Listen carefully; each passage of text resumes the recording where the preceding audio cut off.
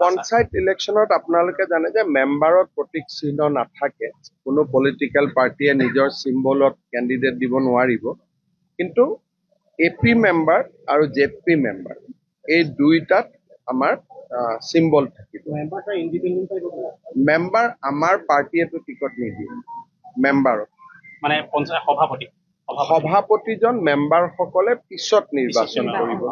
গতিকে সভাপতিৰ সময়ত পাৰ্টিৰ কেণ্ডিডেট দিয়ে নিদিয়ে, জিকাক মানুহে আকৌ দলতো যোগদান কৰিব পাৰে বা আমাৰ দলৰ মানুহো খেলি জিকিব পাৰিব। কোনেও দিব নাই, কোনো ৰাজনৈতিক দলেই দিব নোৱাৰে। আমি মেম্বাৰ ইলেকশ্যনৰ কাৰণে চিম্বলটো আইন অনুসৰি তাত ব্যৱহাৰ কৰিব নোৱাৰিম। য'ত যোগদান কৰিব পাৰিব তাত।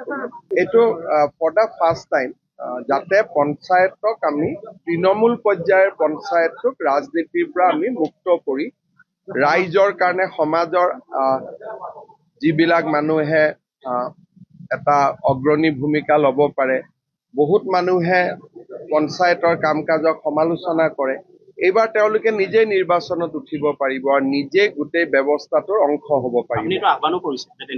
মইতো বাৰে বাৰে আহ্বান কৰি আছো যে এইটো এটা সুযোগ। আমি লিখা পঢ়া কৰি ফেচবুক ছ'চিয়েল মিডিয়াত লিখা পঢ়া কৰিলে সমাজৰ পৰিৱৰ্তন নহয়। সমাজৰ যিসকলে পৰিৱৰ্তন বিচাৰে তেওঁলোকে নিজে যেতিয়া ব্যৱস্থাটোৰ অংশ হ'ব তেতিয়াই সমাজৰ পৰিৱৰ্তন হ'ব। বহুত মানুহে পলিটিকেল পাৰ্টিৰ মেম্বাৰ হ'ব নোখোজে, কিন্তু এইবাৰ আমি সুযোগ দিছো যে আপুনি পলিটিকেল পাৰ্টিৰ মেম্বাৰ নোহোৱাকৈও পঞ্চায়তৰ সভাপতিলৈকে আপুনি নিজৰ দায়িত্ব ল'ব পাৰিব আৰু যাতে এটা ইকুৱেল ফুটিং থাকে, সেইকাৰণে কোনো ৰাজনৈতিক দলেই এইটো নিজৰ ওপৰত কথা। কোনোবাই দলত যোগদান কৰিব পাৰে, কোনো যোগদান কৰিব নোৱাৰে। আনকি আমাৰ দলৰ এক্টিভ ৱৰ্কাৰেও ইলেকশ্যন খেলিব পাৰে, তাকোতো আমি বাধা নিদিওঁ।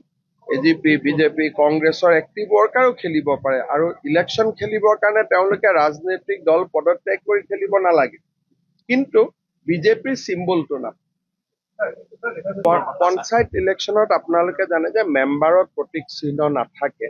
কোনো পলিটিকেল পাৰ্টিয়ে নিজৰ চিম্বলত কেণ্ডিডেট দিব নোৱাৰিব।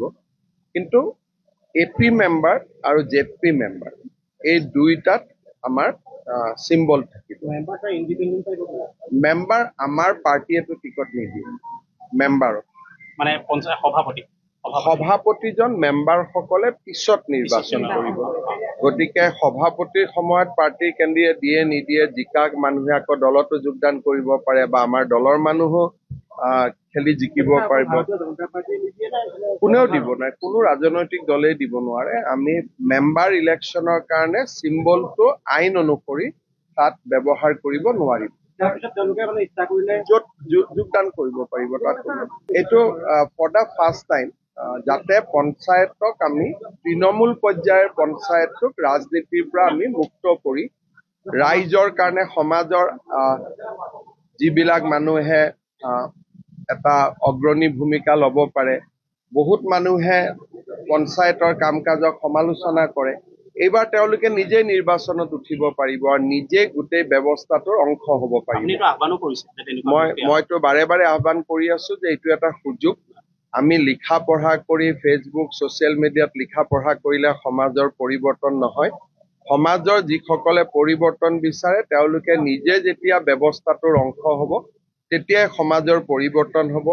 বহুত মানুহে পলিটিকেল পাৰ্টিৰ মেম্বাৰ হ'ব নোখোজে, কিন্তু এইবাৰ আমি সুযোগ দিছো যে আপুনি পলিটিকেল পাৰ্টিৰ মেম্বাৰ নোহোৱাকৈও পঞ্চায়তৰ সভাপতিলৈকে আপুনি নিজৰ দায়িত্ব ল'ব পাৰিব আৰু যাতে এটা ইকুৱেল ফুটিং থাকে, সেইকাৰণে কোনো ৰাজনৈতিক দলেই এইটো নিজৰ ওপৰত কথা। কোনোবাই দলত যোগদান কৰিব পাৰে, কোনো যোগদান কৰিব নোৱাৰে। আনকি আমাৰ দলৰ এক্টিভ ৱৰ্কাৰেও ইলেকশ্যন খেলিব পাৰে, তাকোতো আমি বাধা নিদিওঁ।